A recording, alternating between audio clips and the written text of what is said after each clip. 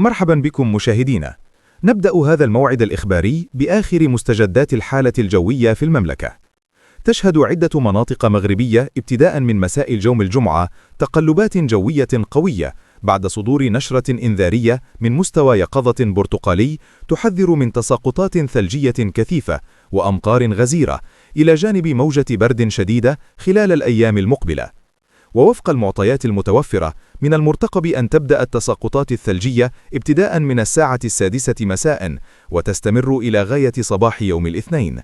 هذه الثلوج ستهم بالدرجة الأولى مرتفعات الأطلس التي يفوق علوها 1400 متر، خاصة بأقاليم الحوز، أزيلال وشيشاوة، حيث قد يصل سمك الثلوج إلى ما بين 35 و80 سنتيمترا. كما ستشهد المرتفعات التي يتجاوز علوها 1300 متر تساقطات ثلجية تتراوح ما بين 15 و35 سنتيمترا، وتشمل أقاليم مدلت، بني ملال، ورزازات، تنغير، إفران، خنيفرة، صفرو، بولمان، الحسيمة، شفشاون، جرسيف، تازة وتارودانت.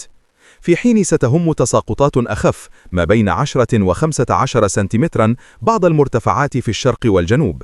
وبالتوازي مع ذلك ينتظر تسجيل أمطار وزخات مطرية قوية تتراوح كمياتها بين 20 و40 ملم من مساء الجمعة إلى مساء السبت، وستشمل عددا من المدن والأقاليم من بينها الرباط، سلا، الدار البيضاء، المحمدية، بن سليمان، برشيد، القنيطرة، مكناس، طنجة، العرائش، خريبكة، بني ملال، أزيلال والحوز.